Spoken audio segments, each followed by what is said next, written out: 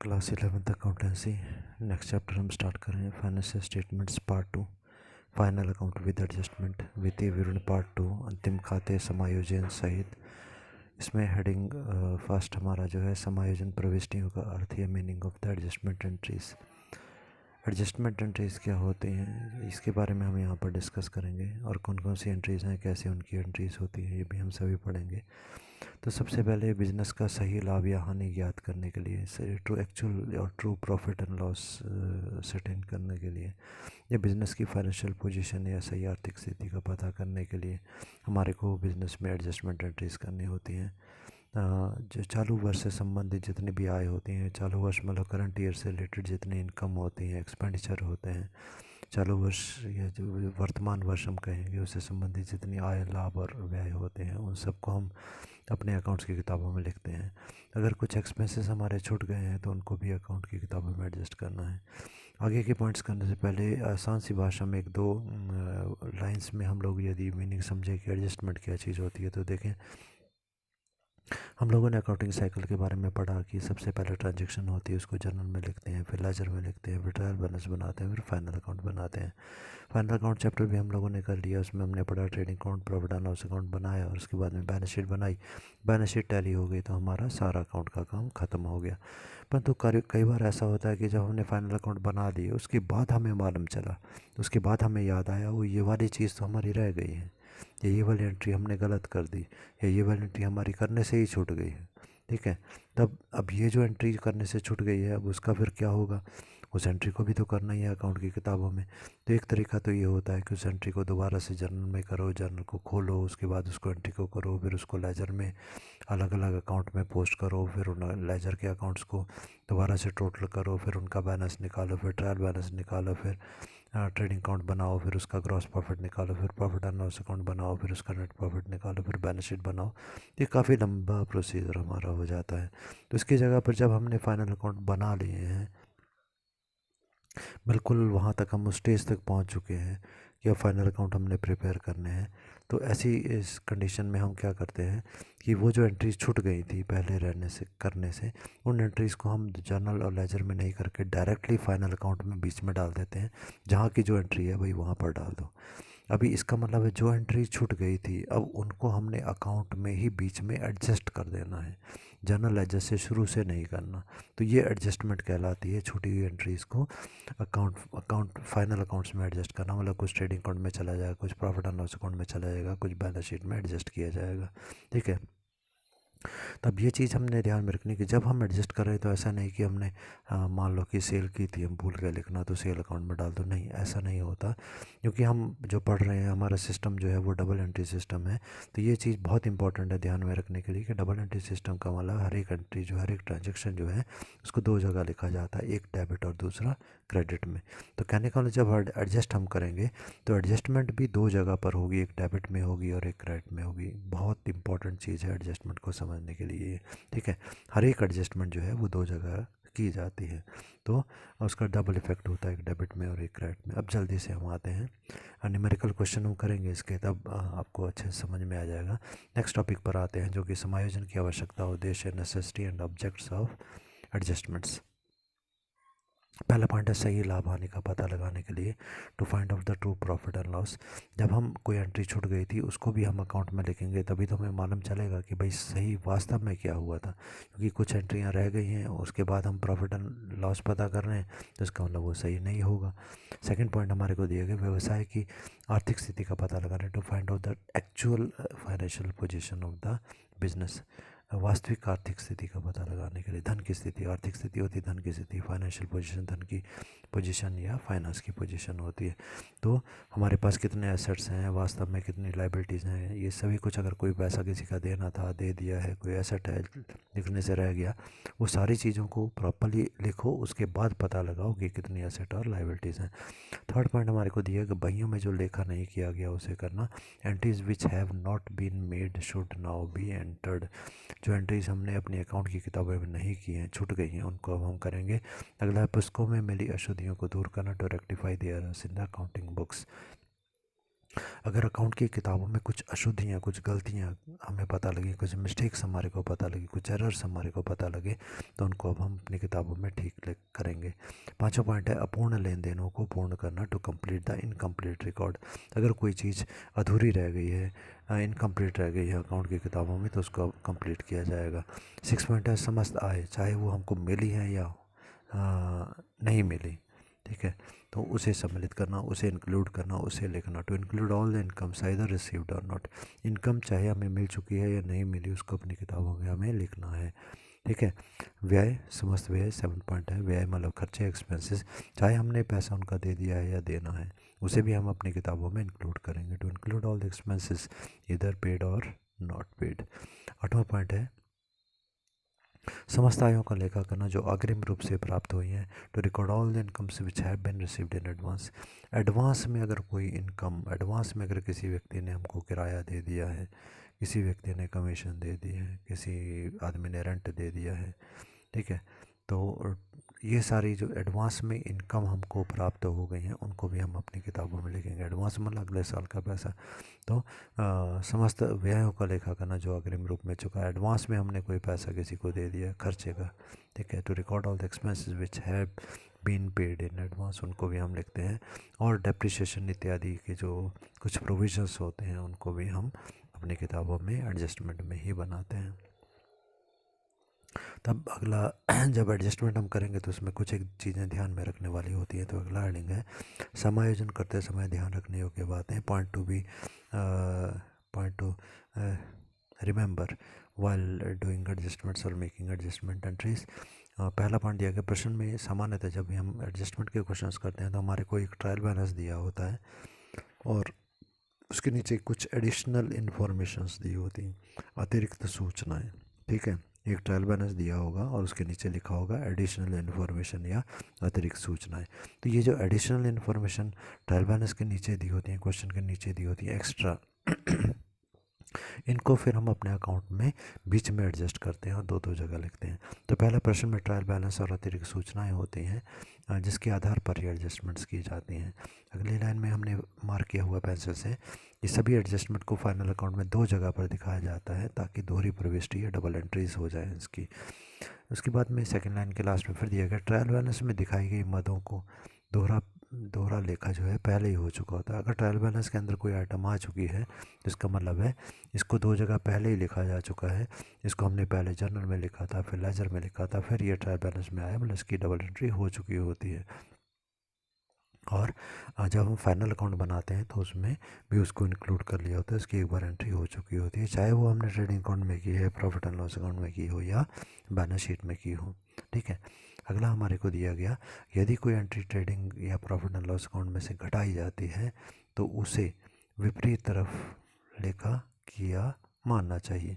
अब यहाँ पर हम आगे जब न्यूमेरिकल करेंगे तो देखेंगे कि जैसे मान लो हम लोगों ने फाइनल अकाउंट में क्या पढ़ा था, परचेज़, ठीक है, हम लोगों ने पढ़ा था ना, ट्रेडिंग अकाउंट की डेबिट साइड पर दूसरी आइटम आती है परचेज़, और उसमें से हम क्या करते हैं परचेज़ रिटर्न को माइनस करते हैं।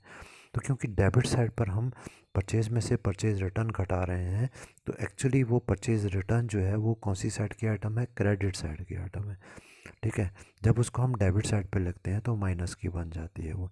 हम लोगों ने मैथ्स में भी पढ़ा था ना कि अगर कोई इक्वल टू के दूसरी तरफ है, जब उसको दूसरी तरफ ले जाएंगे, उधर प्लस है तो इधर आके माइनस हो जाएगा, इधर माइनस है तो उधर जाके प्लस हो जाएगा। वही है कि purchase minus purchase return trading account की डेबिट साइड पर हम लोगों ने पढ़ा।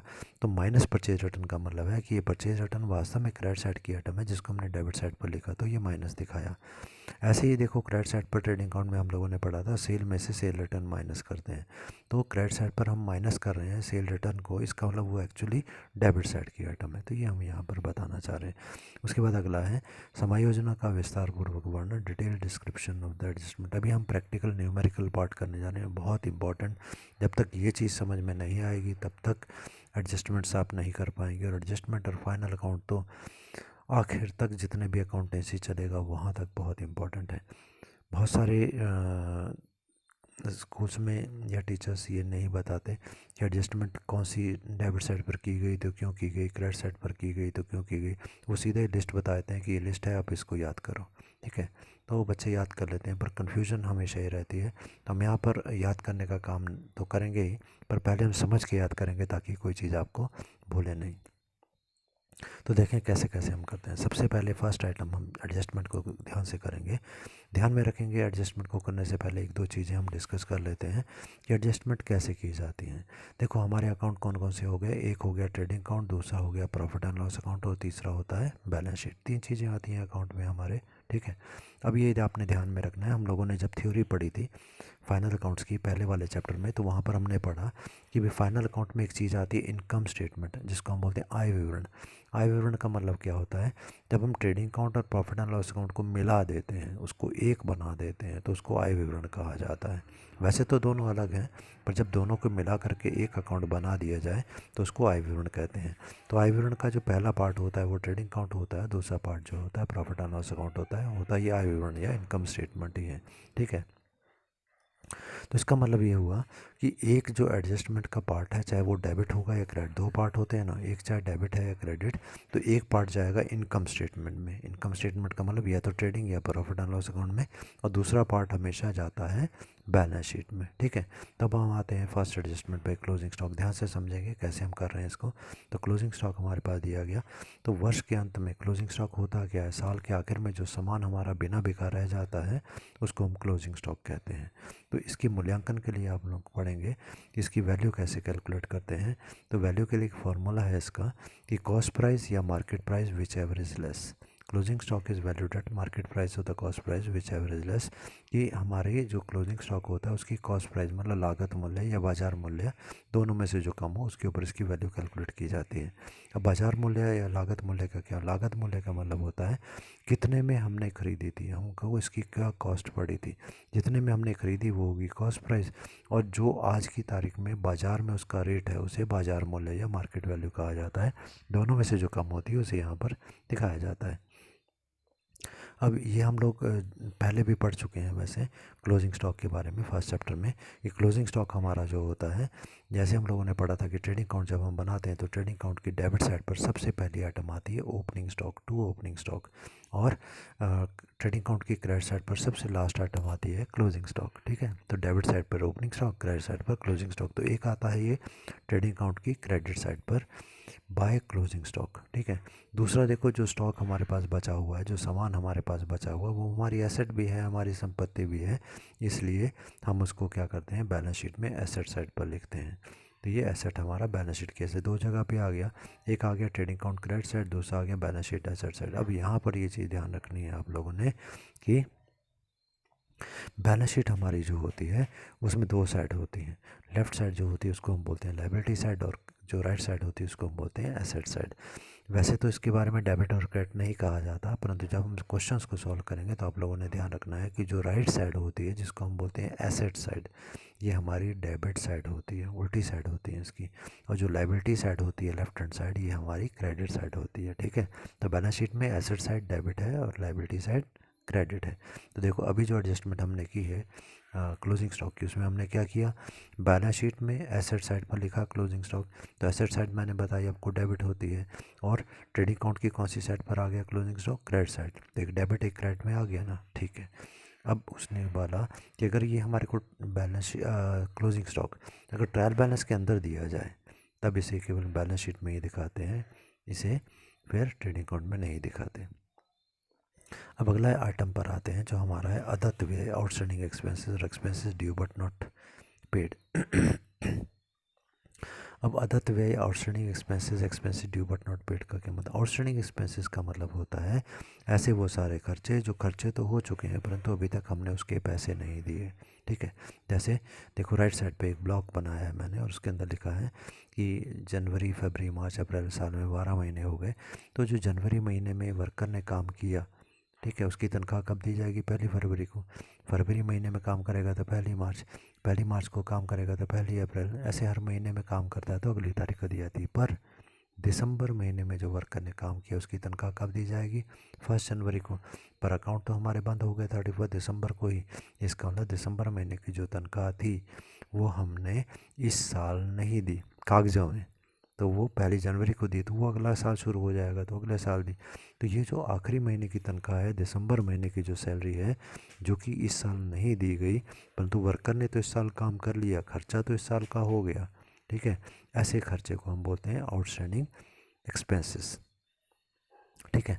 तो अब जो ड्यू हो चुके हैं, देय हो चुके हैं, परंतु उनकी पेमेंट हम लोगों ने नहीं की। अब इसके लिए कैसे करते हैं, देखो हम लोगों ने यहाँ पर बनाया हुआ है ट्रेडिंग अकाउंट या प्रॉफिट एंड लॉस अकाउंट। हम बात कर रहे हैं जब तनख्वाह की या सैलरी की बात कर लेते हैं, वेजेस तो नहीं आता है यहाँ, वो तो ट्रेडिंग अकाउंट में आता है। चलो इसको प्रॉफिट एंड लॉस अकाउंट की जगह ट्रेडिंग अकाउंट ही मान लो, ठीक है। मैंने प्रॉफिट एंड लॉस अकाउंट लिखा है, आप इसको ट्रेडिंग अकाउंट ही मान लो यदि हम इसको वेजेस को लेते हैं तो आप भी अपनी कॉपी में इसको ट्रेडिंग अकाउंट कर लें, ठीक है। तो ट्रेडिंग अकाउंट में देखें वेजेस आती हैं, मज़दूरों को जो तनख्वाह दी जाती है वो वेजेस कहलाती है, हमने लिख दिया वेजेस। अभी हमने क्या बोला, जनवरी की सैलरी फरवरी में, फरवरी के मार्च में, ऐसे चलता रहा, दिसंबर की सैलरी हमने नहीं दी।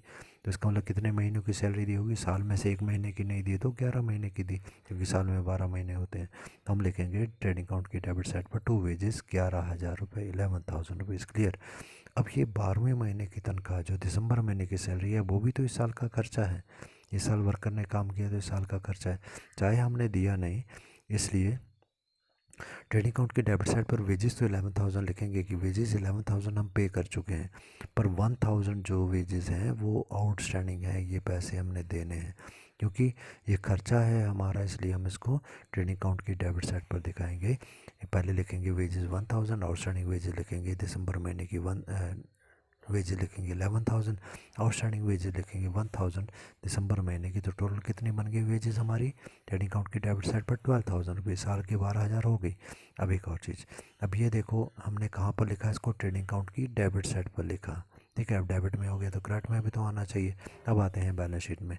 बैलेंस शीट में देखो इसको हमने कहाँ पर दिखाया, बैलेंस शीट में लायबिलिटी साइड पर दिखाया है, ठीक है। वहाँ पर हमने क्या लिखा, आउटस्टैंडिंग वेजेस। लायबिलिटी का मतलब क्या होता है कि भाई ये हमने देना है, जो भी हमारा दायित्व है, लायबिलिटी मतलब जो देना है, तो वो लायबिलिटी साइड पर आता है। देने का मतलब ये हो गया, ये लायबिलिटी होगी हमारी, 1,000 रुपीज़ हमने देना है, तो यहाँ पर हम 1,000 दिखाएंगे। कहने का मतलब आउटस्टैंडिंग वेजेस ट्रेडिंग अकाउंट की डेबिट साइड पर भी 1,000 आ गई, और लायबिलिटी बैलेंस शीट की लायबिलिटी साइड पर भी 1,000 आ गई। हम लोगों ने अभी क्या पढ़ा कि बैलेंस शीट की जो लायबिलिटी साइड होती है वो क्रेडिट साइड होती है, तो ट्रेडिंग अकाउंट की डेबिट साइड पर आ गया और बैलेंस शीट की लायबिलिटी साइड पर आ गया।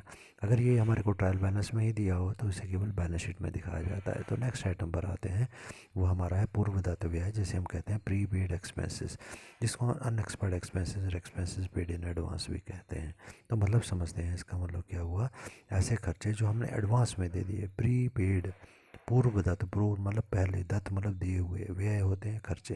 तो देखो राइट साइड पे ब्लॉक बनाया है, रेड कलर से लिखा है कि देखो जब हमारे पास 2 साल हैं, 2011 2012, और हर साल हर महीने के जो हम किराया देते हैं वो देते हैं 1,000 रुपीज़ अपनी दुकान का, किराए पे हमने दुकान ली है, 1,000 रुपीज़ हम देते हैं, ठीक है।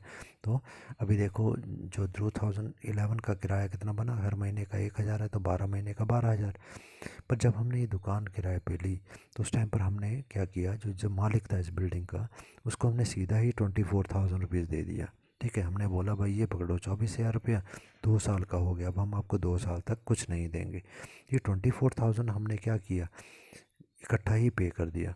पर जब हम फाइनल अकाउंट बनाएंगे तो वहाँ पर हम दिखाएंगे भाई 24,000 हमने किराए के दे दिए, पर क्या ये 24,000 का खर्चा इसी साल का था, नहीं था। इसको ये इसमें से 12,000 इस साल का है, 12,000 अगले साल का है, तो जो 12,000 अगले साल वाला खर्चा है उसको हम इस साल नहीं दिखाएंगे। तो देखो हमने क्या किया, प्रॉफिट एंड लॉस अकाउंट में हमने लिखा, यहाँ पर इंश्योरेंस प्रीमियम लिखा हुआ है ना, आप इसको किराया मान लो, ठीक है, आप इसको रेंट मान लो या इंश्योरेंस का प्रीमियम मान लो, ठीक है। तो ये हमने रेंट मानते हैं, तो हमने कितना रेंट पे किया, इंश्योरेंस प्रीमियम की जगह रेंट लिख लेंगे, तो यहाँ पर आ जाएगा रेंट है 24,000 जो हमने एक्चुअली पे किया। हम लिखेंगे उसके नीचे लेस प्री पेड रेंट, ठीक है, पहले पे कर दिया, कितना पहले के पे कर दिया, अगले साल का 12,000। तो 24,000 में से 12,000 माइनस करेंगे, बाहर आ जाएगा 12,000 रुपीज़। ये 12,000 रुपीज़ इस साल का खर्चा है। पर जो हमने खर्चा अगले साल का कर दिया, इसका मतलब हमारा पैसा जो है 12,000 रुपीज़ उस दुकान के मालिक के पास पड़ा हुआ है, वो हमारा पैसा चाहे कहीं भी है, हमारे पास है, बैंक में है, किसी और आदमी के पास है तो हमारा पैसा। अगर हमारा पैसा है इसका मतलब वो हमारी एसेट साइड पर आना चाहिए। तो बैलेंस शीट की एसेट साइड पर आ गया प्रीपेड इंश्योरेंस या प्रीपेड रेंट। तो बैलेंस शीट की एसेट साइड मतलब ये डेबिट हो गया, और प्रॉफिट एंड लॉस अकाउंट की डेबिट साइड पर भी आया देखो। पर यहाँ पर कैसे आया, माइनस प्रीपेड रेंट। माइनस का मतलब ये एक्चुअली कहाँ की फिगर होगी, क्रेडिट साइड की होगी। तो एक डेबिट में चला गया, क्रेडिट साइड में चला गया। और ट्रायल बैलेंस में अगर ये है तो उसे हम कौन सी साइड पर दिखाएंगे, एसेट साइड पर दिखाएंगे। नेक्स्ट आइटम पर आते हैं जो हमारी है उपार्जित व्यय या crude income, income outstanding, income earned but not received. इसका मतलब ये होता है कि ऐसी इनकम, उपार्जित मतलब अक्रूड मतलब जो कमा ली है पर मिली नहीं। तो वर्ष के अंतिम मास का किराया हो सकता है जो हमने कमा लिया मिला नहीं, ब्याज हो सकता है जो हमें मिला नहीं है, जो भी इनकम हमने कमा ली पर कैश के रूप में प्राप्त नहीं हुई। तो कैसे दिखाएंगे, देखो अब प्रॉफिट एंड लॉस अकाउंट पे आते हैं, क्रेडिट साइड पर रेंट किराए की बात करते हैं। तो बाई रेंट, आखिरी महीने का किराया नहीं मिला था हमारे को, तो कितने महीने का मिला होगा, 11,000 का मिला होगा, 11 मंथ का मिला है। तो प्रॉफिट एंड लॉस अकाउंट की क्रेडिट साइड पर आएगा, किराया मिला है तो लाभ हुआ ना, क्रेडिट साइड पर आएगा। बाई रेंट 11,000 11 महीने का मिला। अब 12वें महीने का नहीं मिला तो हम लिखेंगे add accrued rent. Accrued rent मतलब ये भी हमने कमा लिया है चाहे मिला नहीं। तो 11,000 प्लस 1,000 करेंगे तो ये आ जाएगा 12,000 बाहर प्रॉफिट। पर जो हमने कमा लिया नहीं मिला, इसका ना हमारा किराया किसी और के पास पड़ा हुआ है तो हमारा पैसा इसी बैलेंस शीट की एसेट साइड पर जाएगा। एसेट साइड कौन सी होती है, डेबिट। और वहाँ पर प्रॉफिट एंड लॉस अकाउंट की कौन सी साइड पर आ गया, क्रेडिट। ठीक है। अगर एडजस्टमेंट, अगर ये ट्रायल बैलेंस में है तो बैलेंस शीट में आएगा एसेट साइड पर। एक और एडजस्टमेंट हम देखते हैं जिसको हम बोलते हैं अनुपार्जित आय या अनअर्नड इनकम। अनअर्नड इनकम या इनकम रिसीव्ड इन, ऐसी इनकम जो हमने अभी कमाई नहीं है परंतु हमारे को मिल चुकी है, पहले ही मिल गई है, ठीक है, जो कि इस साल की नहीं। तो क्या करेंगे हम, प्रॉफिट एंड लॉस अकाउंट, देखो किराए की बात हम कर रहे हैं, बाई रेंट। रेंट कितना है, 12,000, या जैसे मान लो अगले साल का किराया उसने हमको दे दिया, 24,000 आ गया रेंट। ठीक है। उसमें से अनअर्नड रेंट, अगले साल का किराया 12,000 माइनस कर देंगे तो बाहर कितना आएगा, केवल 12,000। इस साल का ही दिखाना है हमने केवल प्रॉफिट एंड लॉस अकाउंट में, इस साल का खर्चा कितना है, इस साल का लाभ कितना। दूसरी बात, जो एडवांस में उसने हमारे को पैसा दे दिया वो हमारा पैसा नहीं है, वो उसका पैसा है। उसका पैसा हमारे पास पड़ा है तो वो हमारी लाइबिलिटी है, दायित्व। इसलिए बैलेंस शीट की लाइबिलिटी साइड पर हम दिखाएंगे अनअर्नड रेंट, क्रेडिट साइड पर दिखाएंगे। लाइबिलिटी साइड क्रेडिट होती है, ठीक है। प्रॉफिट एंड लॉस अकाउंट में भी क्रेडिट साइड पर हमने दिखाया पर माइनस किया। माइनस का मतलब ये कहाँ की आइटम होगी, डेबिट साइड की आइटम होगी, डेबिट क्रेडिट बराबर। ठीक है।